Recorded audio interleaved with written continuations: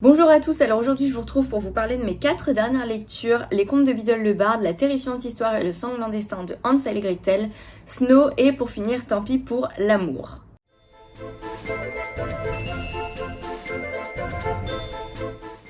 Donc voici les 4 livres dont je viens de vous parler, je vais vous les présenter dans cet ordre là, ce sera plus facile, j'aurai qu'à prendre le dessus de la pile à chaque fois.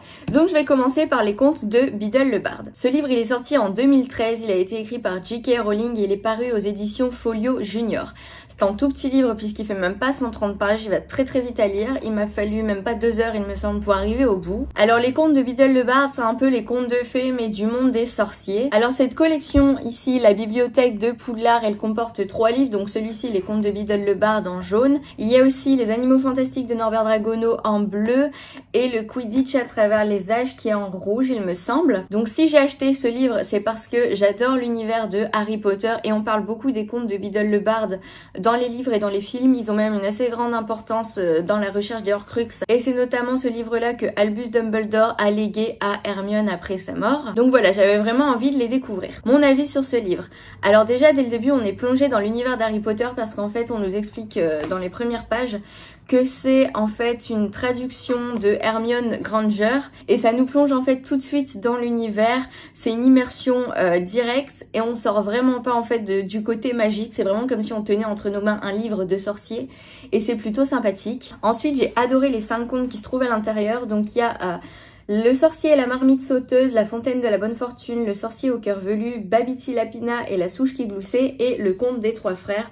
J'ai adoré les 5 contes, même si j'ai quand même une préférence pour le conte des 3 frères que je trouve absolument magnifique. J'ai beaucoup aimé aussi celui de la fontaine de la fortune qui est sympa et qui transmet de vraies valeurs et une vraie morale. En plus, les notes de Dumbledore qu'on trouve après chaque conte sont vraiment sympathiques à lire parce que ça nous permet d'en apprendre un peu plus sur l'histoire des contes, d'en apprendre un peu plus sur l'histoire des sorciers, de la magie, etc. C'est vraiment intéressant. Ensuite, ce que j'ai bien aimé aussi, c'est que les profits générés par ce livre sont destinés à une association, donc l'association Lumos, qui a été créée par J.K. Rowling et qui a pour but d'aider les enfants en difficulté. Donc j'ai trouvé que c'était une superbe initiative. Pour finir, peut-être un point un peu plus négatif, j'ai été un peu déçue qu'il n'y en ait pas plus en fait, donc c'est pas vraiment négatif, mais j'aurais aimé qu'il y ait un peu plus de contes. Alors j'ai donné à ce livre la note de 4,5 sur 5 parce que je l'ai trouvé vraiment chouette, que j'ai adoré. Après c'est pas forcément un coup de cœur parce qu'on reste sur des contes, c'est une annexe à l'histoire d'Harry Potter, on n'est pas du tout sur une histoire à part entière hein. Donc on voit que c'est vraiment un document annexe en fait à l'univers de Harry Potter, c'est peut-être pour ça que ça n'a pas eu 5, mais en tout cas si vous avez aimé Harry Potter, que ce soit les livres ou les films, et si vous avez envie de découvrir les contes de Biddle le Barde, allez-y, foncez parce que c'est vraiment très intéressant et c'est vraiment très agréable à lire, en plus ça va super vite à lire comme je vous l'ai dit. Ensuite, second livre, je vais passer à La terrifiante histoire et le sanglant destin de Hansel et Gretel. Alors c'est un livre qui est sorti en 2014 et qui a été écrit par Adam Gidwitz, je sais pas vraiment comment ça se prononce, et il a été illustré par Nancy Peña et Joseph Verneau. C'est un livre assez conséquent, on peut dire, il fait 250 pages mais il va très vite à lire parce que comme vous pouvez le voir c'est vraiment très aéré. Il m'a fallu seulement 2 jours pour arriver au bout en sachant que je lis seulement le soir, donc je pense qu'en lisant toute la journée il y a possibilité de le finir en même pas un jour. Alors j'ai acheté ce livre parce qu'en fait je l'avais trouvé dans un magasin, je ne sais plus lequel, mais un magasin un peu discount, je sais plus, c'était peut-être Action, Idée Stock ou quelque chose comme ça. Et en fait il coûtait vraiment pas cher du tout, je l'ai eu pour seulement 2 € il me semble. Et je suis tombée amoureuse de la couverture, je la trouvais vraiment très belle. En plus le titre m'a vachement intriguée, terrifiante histoire, sanglant destin, je me suis dit oula. En plus j'adore les espèces de réécriture un peu de contes, mais aussi redécouvrir les contes originaux ou les découvrir si je les ai jamais lus. Donc voilà, quand je l'ai vu j'ai craqué, quand j'ai vu le prix j'ai dit c'est parti, je suis partie à la caisse avec et je suis rentrée à la maison avec ce livre sous le bras. Il est resté vraiment très longtemps dans ma bibliothèque parce qu'en fait je l'ai récupéré que récemment, il était chez mon père et donc forcément je ne l'avais pas à portée de main, alors j'ai pas pu commencer à le lire très vite, mais ça y est, je l'ai récupéré et je l'ai lu. En fait ce livre ça se veut être la véritable histoire, donc selon les frères Grimm, de Hansel et Gretel, donc du début à la fin et pas uniquement la petite partie qu'on connaît selon laquelle Hansel et Gretel se battent contre une sorcière cannibale dans la maison à pain d'épices et finissent par la tuer. Non, donc là on a vraiment l'histoire du début à la fin, donc de avant leur naissance, on a l'histoire de leurs parents jusqu'à après bien après l'histoire qu'on connaît avec la sorcière. Et donc ça a été un petit peu remasterisé. Alors je vais vous donner mon avis dessus. Déjà, je trouve que le livre est super beau. En plus, je sais pas si vous allez le voir, mais là, ici, c'est vraiment du doré en fait. En plus, c'est du hardback et j'adore ce genre de livre. C'est superbe en fait, il y a des couleurs, on est sur des couleurs simples mais vraiment très belles. En plus les illustrations dedans sont super belles, enfin, les débuts de chapitre, chaque début de chapitre commence avec une magnifique illustration. Franchement je trouve que les illustrateurs ont fait du beau boulot, il y a vraiment des superbes dessins. Je vous mettrai, j'ai pris des photos avec mon téléphone parce que là j'étais pas vraiment sûre que vous voyez bien, je vous mettrai ici quelques petites illustrations, mais c'est vrai que ces illustrations sont vraiment absolument sublimes. Les couleurs sont incroyables, les dessins sont incroyables. En plus, ce que j'aime beaucoup, c'est que on a un effet un peu d'ombre. Je sais pas comment dire, mais je vais vous le montrer par rapport à la couverture. Mais en fait, on voit pas les détails de leur visage. C'est vraiment un effet d'ombre par rapport à leurs cheveux, par rapport à leur tête, etc. Enfin, on a une impression de contre-jour comme ça, et c'est comme ça que les détails se font voir, et c'est comme ça que les détails ressortent. Ensuite, dans le livre, il y a des remarques de l'auteur. Alors, je vais essayer de vous trouver un exemple rapidement. Voilà. Par exemple, le texte en noir ici, c'est vraiment le texte du conte. Et en rouge ici, on a les remarques de l'auteur. Et j'ai trouvé ces remarques hyper intéressantes et hyper drôles. En fait, l'auteur fait beaucoup d'humour, fait beaucoup de retours sur l'histoire. Elles sont un vrai ajout en fait au texte. Elles apportent vraiment quelque chose. C'est très agréable. Elles viennent un peu entrecouper le récit. Et il y a beaucoup de phrases préventives comme attention, à partir de là, ça risque d'être un peu violent. Ne lisez pas la suite à vos enfants, etc. Enfin bref, c'était très cool. J'ai adoré les interventions de l'auteur. Ensuite, le style d'écriture est vraiment très agréable. J'ai adoré lire l'histoire du début à la fin. C'était hyper prenant et j'ai eu beaucoup de mal à chaque fois à lâcher le bouquin. Le livre, de manière générale, il est très sympa puisqu'il m'a encore plus donné envie de découvrir les véritables contes des frères Grimm.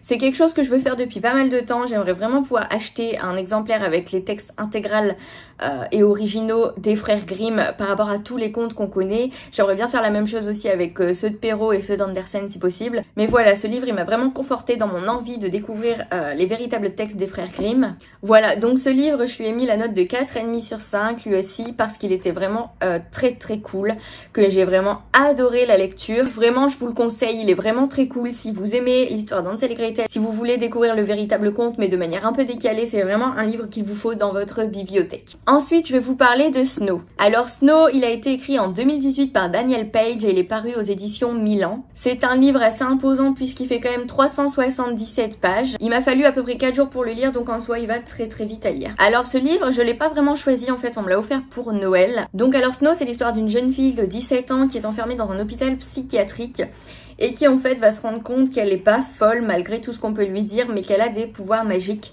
et elle va être un soir entraînée dans un autre monde, en fait dans une autre dimension, donc à Algide, son pays natal, où elle va apprendre qu'elle est une princesse et qu'elle doit sauver le royaume. Alors mon avis sur ce livre est assez mitigé malheureusement, je vais vous expliquer pourquoi. Alors il y a des trucs que j'ai aimés, par exemple les chapitres sont très courts donc ça permet d'avancer vite dans la lecture, ça permet de faire plein de petites pauses, etc. C'est très agréable. Ensuite les personnages sont hyper attachants, l'histoire elle est très prenante, j'ai trouvé l'intrigue hyper bien ficelée, j'ai vraiment adoré. D'ailleurs j'ai pas compris parce que j'avais vu beaucoup de mauvaises critiques sur ce livre, parce que j'avais regardé 2-3 critiques, c'est pas bien de faire ça mais... Je l'ai fait sur ce livre parce que je ne connaissais pas, donc je voulais voir un peu ce que les gens en avaient pensé, et j'avais vu énormément de mauvaises critiques dessus. Donc en le lisant, j'ai été vraiment étonnée d'adorer à ce point-là. L'histoire est hyper prenante, elle est palpitante. En plus, c'est pas une histoire bateau malgré ce que j'ai pu lire dessus, parce que même si on s'attend à certaines choses petit à petit, il y a des fois, j'étais complètement waouh, l'auteur arrive à nous surprendre et il y a des vrais retournements de situation auxquels on s'attend pas du tout. Et dans l'ensemble, c'était un livre vraiment très cool, mais malheureusement, il y a des trucs que je n'ai pas aimé et il y a un gros point qui m'a énormément déçue. Alors d'abord, au début, j'ai trouvé que les choses allaient un peu vite, on passe très vite de je suis folle dans un hôpital psychiatrique à je suis la princesse d'un royaume merveilleux. J'ai trouvé ça un peu rapide, la manière dont les révélations tombaient, ça allait très très vite en fait. Mais une fois qu'on est arrivé à Algide, ça va un peu mieux quand même, on reprend un rythme de croisière. Et ensuite, quelque chose qui m'a vraiment déçue sur ce livre, c'est qu'en fait, je l'ai adoré, je l'ai trouvé absolument génial et je voulais vite lire la suite. C'est-à-dire que dès que j'ai refermé le bouquin, j'ai sorti mon téléphone pour voir si la suite était en vente à la Fnac, à Cultura, etc. pour voir si je pouvais pas aller l'acheter rapidement. Et en fait, grosse déception. La suite était prévue pour il y a quelques années et elle n'est jamais sortie.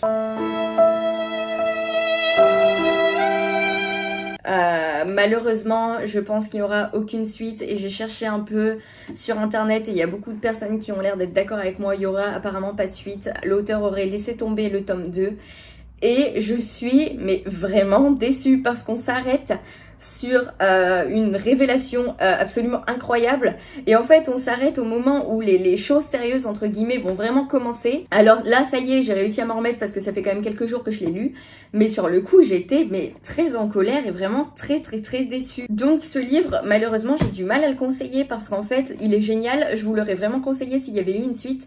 Mais là, il n'y a pas de suite, donc en fait, vous allez rester sur votre faim, alors je vous le conseille pas. Et je suis contente parce que j'ai découvert un livre absolument incroyable et c'était un super beau cadeau. Mais malheureusement, il n'y a pas de suite. L'auteur abuse parce que j'aurais vraiment eu envie d'une suite. Donc je peux pas vraiment vous le conseiller. Moi, je lui ai quand même donné 4 sur 5 parce que ça reste un livre vraiment très cool que j'ai adoré lire. Mais je peux pas lui donner plus décemment parce qu'il n'y a pas de suite. Donc voilà, c'est un avis vraiment hyper mitigé. Et pour finir, Tant pis pour l'amour qui est le vrai coup de cœur de cette update lecture. Donc Tant pis pour l'amour, il est sorti en début d'année scolaire, donc en septembre 2019. Il a été écrit et illustré par Sophie Lambda et il est sorti aux éditions Delcourt dans la collection Une case en moins. Alors ce livre en fait c'est un roman graphique, hein, donc une grosse BD si on veut. Il fait quasiment 300 pages, mais malgré le fait qu'il fasse 300 pages, je l'ai lu en une après-midi. Et alors ce livre, il est absolument fabuleux. Déjà, regardez-moi cette couverture. J'adore la couverture parce qu'elle est hyper belle, le dessin est magnifique, j'adore les couleurs et en plus, vous allez peut-être le voir si je fais ça comme ça, mais en fait il y a du vernis sélectif, donc c'est-à-dire qu'il y a du vernis uniquement sur les parties en bleu foncé et sur les gouttes en fait qui coulent, ce qui donne vraiment une sorte... Ah là vous le voyez, ce qui donne vraiment l'impression en fait de buée et de pluie et je trouve ça magnifique. J'ai trouvé le livre absolument fantastique. Je l'ai acheté parce que j'en ai entendu énormément de bien autour de moi, que ça faisait un moment depuis la rentrée scolaire en fait que je l'avais repéré et que je me disais qui pourrait être sympathique à lire, mais je l'avais pas tout de suite acheté, je me tâtais un peu et quand j'ai vu toutes les bonnes critiques qu'il y avait dessus, j'ai arrêté d'hésiter et j'ai été l'acheter. Alors ce livre en fait j'ai que du positif à vous dire dessus. Pour commencer, les illustrations sont absolument fantastiques. Je vais vous en montrer quelques-unes comme ça, mais les dessins, en fait on est sur du dessin un peu en noir et blanc mais avec à chaque fois une couleur. Donc là on est sur du rouge, parfois comme là on est sur du jaune, je sais qu'il y a aussi du vert et du bleu. Alors est-ce que j'ai réussi à trouver ça quelque part? Par exemple là on a le bleu, enfin bref quoi, vous avez compris, là on a du violet, enfin voilà, on est sur un concept que j'adore, donc du noir et blanc avec une seule couleur dominante et je trouve ça super bien, super beau. Ensuite dans le livre il y a des illustrations pleine page que j'ai trouvé très belles. Je vais pas vous les montrer comme ça mais je vais plutôt vous les afficher ici parce qu'elles méritent d'être affichées en meilleure qualité, mais elles sont absolument sublimes. Donc voilà, je vais vous laisser les illustrations ici un petit moment, quelques minutes pour que vous puissiez vous en imprégner parce qu'elles sont absolument merveilleuses. Et pendant que je vous laisse les illustrations là, je vais vous raconter un peu l'histoire du livre. Alors en fait c'est comme le dit le titre, donc Tant pis pour l'amour ou Comment j'ai survécu à un manipulateur. C'est l'histoire de Sophie, donc l'histoire de l'autrice et illustratrice qui nous raconte sa relation avec Marcus, donc c'est un pseudo, qui est en fait un véritable manipulateur et qui lui a absolument ruiné la vie pendant quelques temps, qui l'a détruite psychologiquement, etc. Enfin bref, un manipulateur.